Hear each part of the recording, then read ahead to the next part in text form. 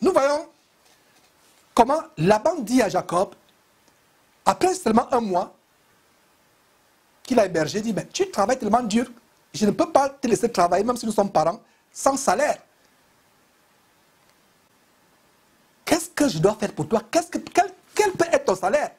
Et retenez bien, très bien que quand Laban demande à Jacob quel sera son salaire, Laban ne pense pas à ses filles. Laban ne pense pas à ses filles. Et pourquoi je le dis? Il y a des gens qui soutiennent l'histoire de Laban pour dire que la dot est biblique parce que Laban a doté ses filles. On va en revenir. Lisez bien la Bible, mes frères et sœurs.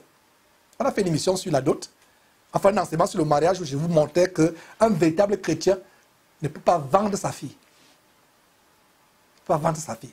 Personne ne l'a fait dans la Bible. Et quelqu'un a écrit, non seulement la personne, il y a d'autres personnes qui disent, mais qu'en est-il de Laban?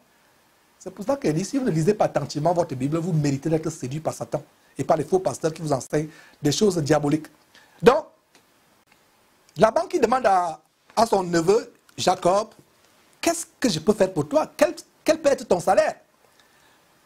Alors, le calculateur Jacob a remarqué que Rachel, depuis le puits, c'est pour ça qu'il a failli se casser la colonne vertébrale, c'est depuis le puits qu'il a remarqué que cette Rachel-là, regardez toutes les filles au bord du puits, elle les surpasse en beauté, que ce soit physiquement par la taille, que ce soit par la taille, pardon, que ce soit par la figure. Donc depuis là, il ruminait. Donc depuis tous les un mois là, il dit, comment je peux la voir? Et l'occasion se présente. Jacob était un très bon calculateur. Si vous n'avez pas compris comment le tempérament de Jacob à présent, c'est que vous n'avez pas bien suivi ses enseignements sur Jésus-Christ TV. Lui, il voit Léa, non, ça c'est pas mon genre. Elle a les yeux, je ne sais pas, à facettes, ou un œil gros, un œil petit, je ne sais pas ce qu'elle avait comme défaut. La Bible dit seulement qu'elle avait un défaut des yeux. Et elle dit non, moi c'est Rachel. Donc dès le premier jour, la première seconde qu'il la rencontre au bord du puits, il a déjà son idée. Mais il attendait le moment opportun. Jacob était un opportuniste. Quand l'opportunité se présente, il ne la rate pas. Regardez. Jacob, il est dit au verset 18 que Jacob aimait Rachel et il dit, je te servirai 7 ans pour Rachel, ta fille cadette. Il ne dit même pas la fille aînée. La fille cadette, il saute l'aînée, il tombe sur la cadette. Heureusement qu'il a rencontré un plus bandit que lui. Il saute l'aînée. Il va à la cadette, on descend d'abord l'aînée là. Non. Pourtant l'aînée pouvait être plus mature, plus responsable, être prête à fonder le foyer. Il dit non. Je saute l'aînée, ses yeux là, non, c'est la cadette. Jacob aimait Rachel.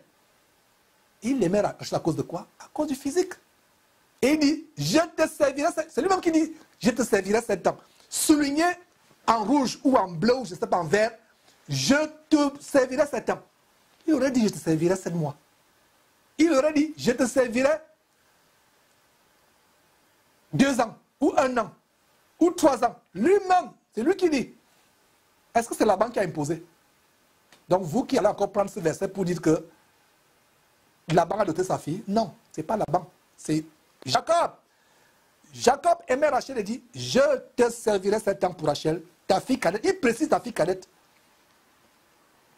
Donc vous chrétiens qui prenez ce récit pour justifier la dot, notez attentivement que ce n'est pas Laban qui a imposé 7 ans de labeur à Jacob en échange de sa fille Rachel, mais c'est Jacob lui-même qui depuis 1 mois cherche une opportunité d'aborder. Il dit, ah, quelle opportunité merveilleuse, qui saute, bondissant.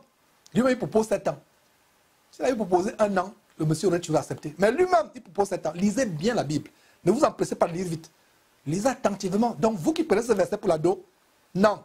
Laban n'avait jamais dit à Jacob, je te donne ma fille, mais je t'impose 7 ans. C'est Jacob lui-même qui dit, qui se propose, qui propose ce contrat à son oncle, de lui donner sa fille comme salaire.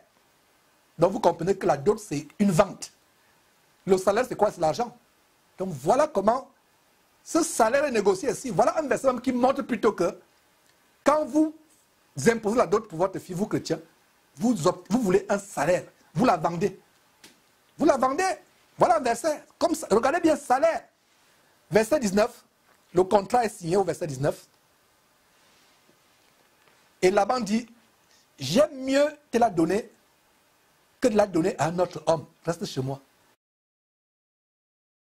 Verset 20. Ainsi, Jacob servit 7 ans pour Rachel.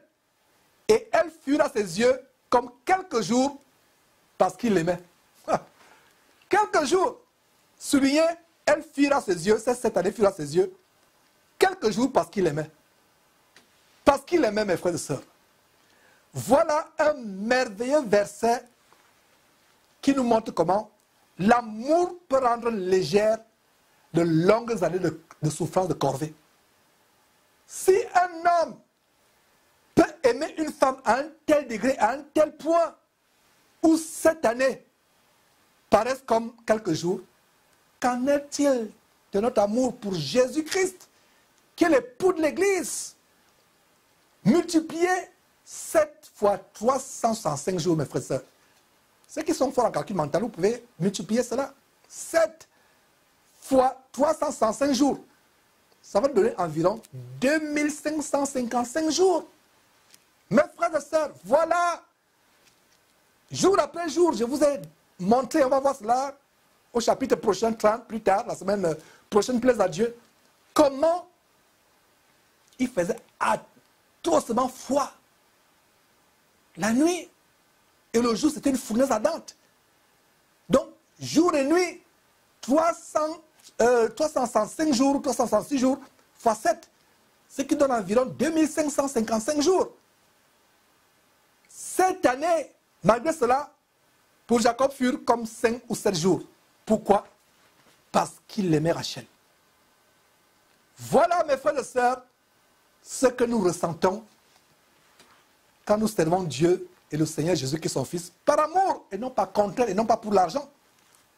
Tout ce que nous ferons pour eux ne sera jamais considéré par nous comme une corvée. On peut s'enfermer 5 heures, 6 heures au studio comme c'est le cas. Depuis que nous sommes là en train de vous partager cette émission, ce ne sera pas une corvée parce que c'est par amour. Il y a des gens qui demandent, mais Georges, pourquoi, d'où te vient cette énergie? D'où te vient cette force? Notre travail pour le Seigneur, c'est l'amour pour Dieu, l'amour pour les âmes de Dieu. Regardez même, à supposer même qu'on vous paye. Vous, faux hommes de Dieu qui travaillez pour de l'argent. En dehors de ce ministère, j'ai un boulot. Il a fallu que je retourne à ma carrière parce qu'il faut bien financer Jésus-Christ TV. Parce que si c'était le travail du diable, nous serons inondés de dons. Mes frères et sœurs, nous diffusons même déjà en Haïti, aussi par satellite, parce que c'est un pays qui est dans nos prières. Nous allons élaborer des grandes choses. On aurait même payé 2 ans d'avance. Mais pour payer 1 mois de service satellitaire de diffusion depuis l'Afrique,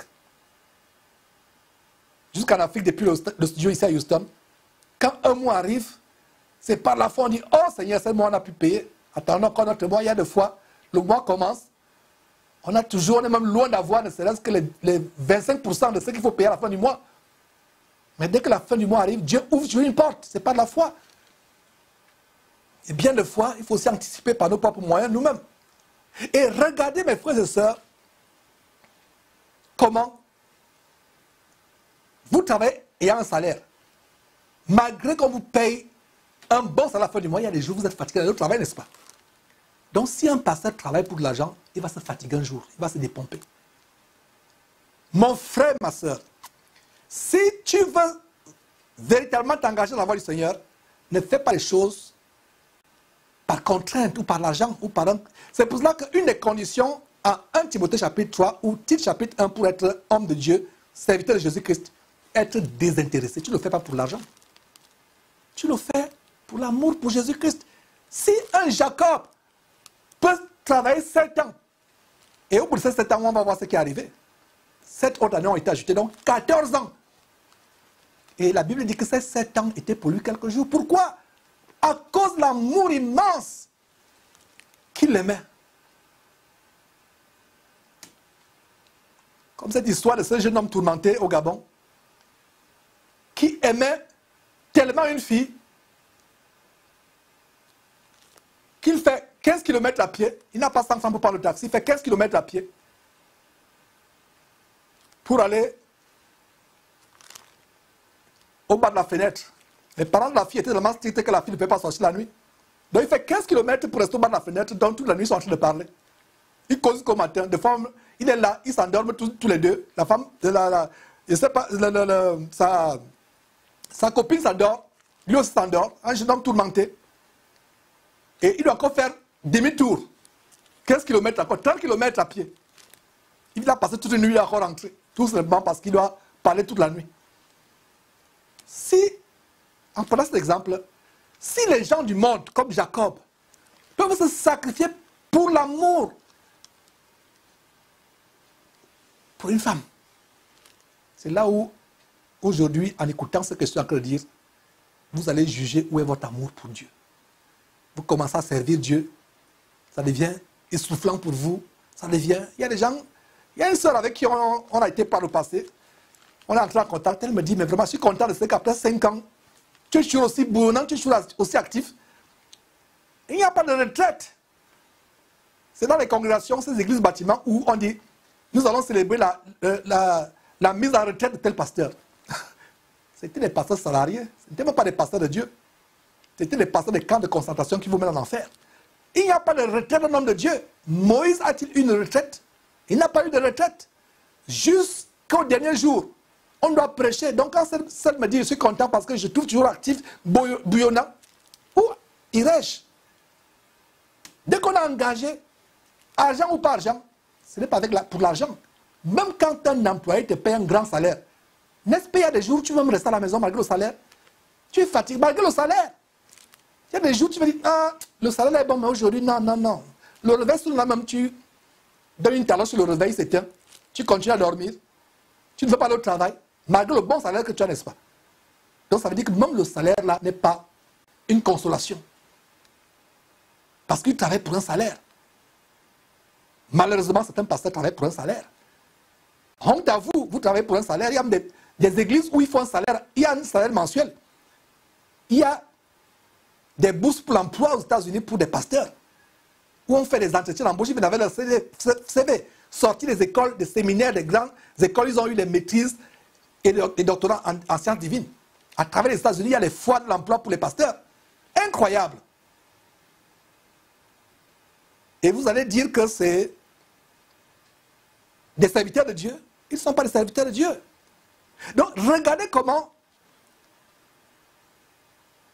un homme aime une femme au point où 7 ans paraissent légers, 7 années paraissent légères à ses yeux. C'est pour cela que nous pouvons nous mettre des heures et des heures au studio en train d'enseigner. Il y a des gens qui se demandent, Georges, il ne se fatigue pas. Il n'a pas de repos, il n'a pas de femme, il n'a pas d'enfant. C'est par amour pour le Seigneur et pour les âmes. C'est par amour. Il est arrivé une fois pour l'enseigner depuis le matin, jusqu'à tard dans la nuit. Jusqu'au lendemain matin, il enseignait toujours. Jusqu'à ce qu'il y avait un homme qui était fatigué, un jeune homme fatigué, qui a eu l'imprudence d'aller dormir. Il enseignait au 3e étage d'une maison. Voilà encore la preuve que l'église c'est dans la maison, pour l'enseigner au 3e étage d'une maison. Et Éticus, imprudent comme il était, il savait qu'à un moment, quand l'enseignement, il somnole de temps en temps. Mais il va somnoler à côté de la fenêtre, il est tombé, il est mort. Grâce à Dieu, de ce que par Paul, Dieu a donné la vie à Éticus. Paul enseignait toute la nuit. D'où venait l'énergie de Paul qui devait enseigner du matin jusqu'au soir, des heures et des heures. C'est par amour pour Dieu et par amour pour les âmes. Mon frère, ma prière est que tu aies le même amour pour Jésus-Christ. Ma sœur, ma prière est que tu aies le même amour pour Jésus-Christ. Au point où tu ne te soucies même plus de ta vie.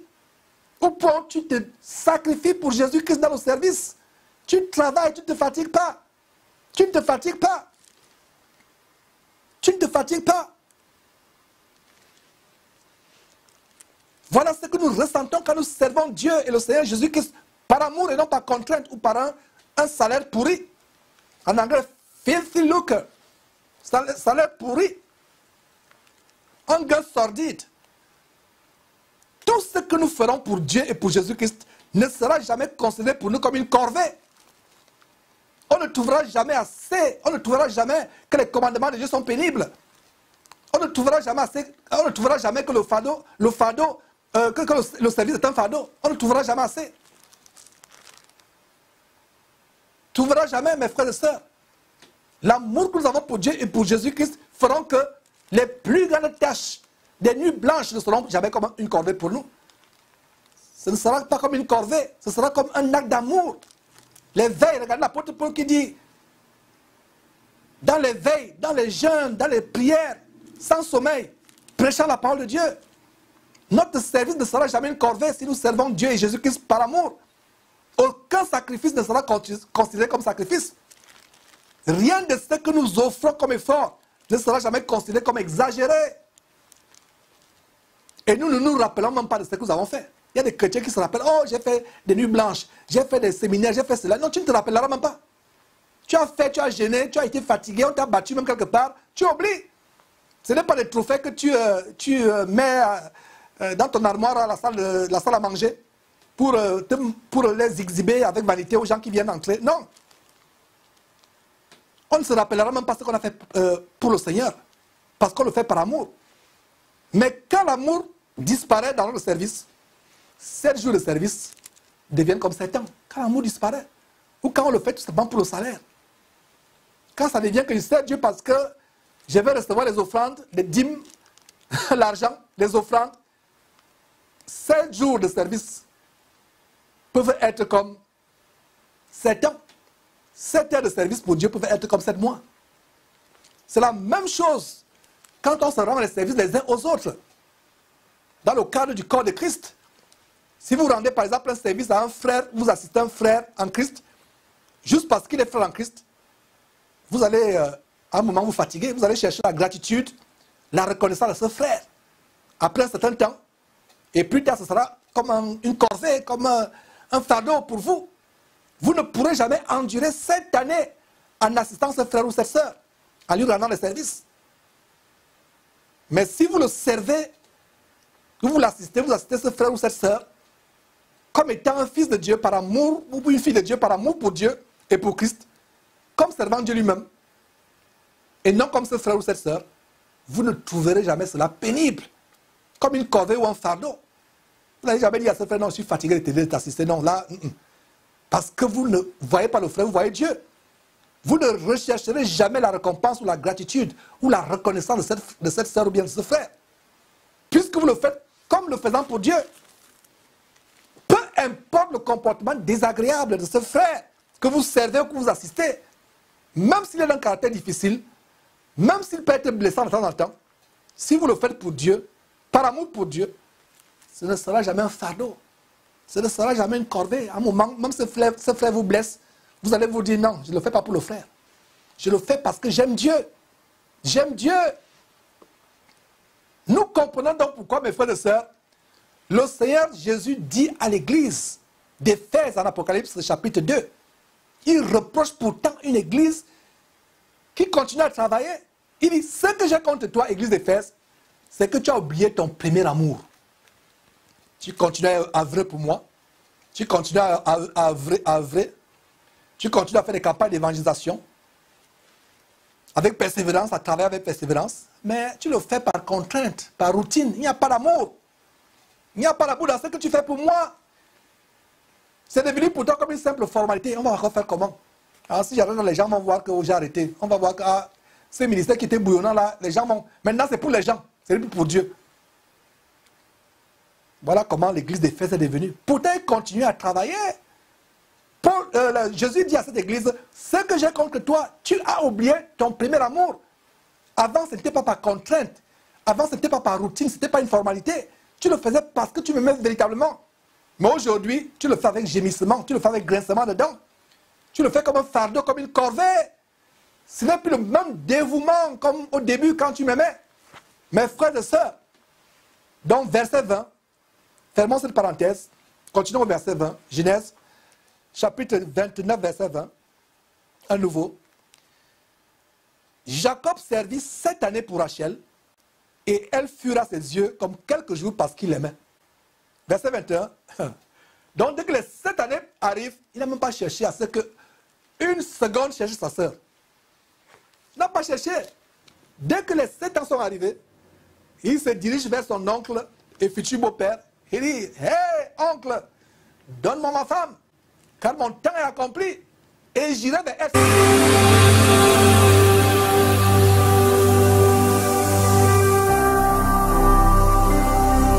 Jésus-Christ TV. Vous connaîtrez la vérité et la vérité vous affranchira.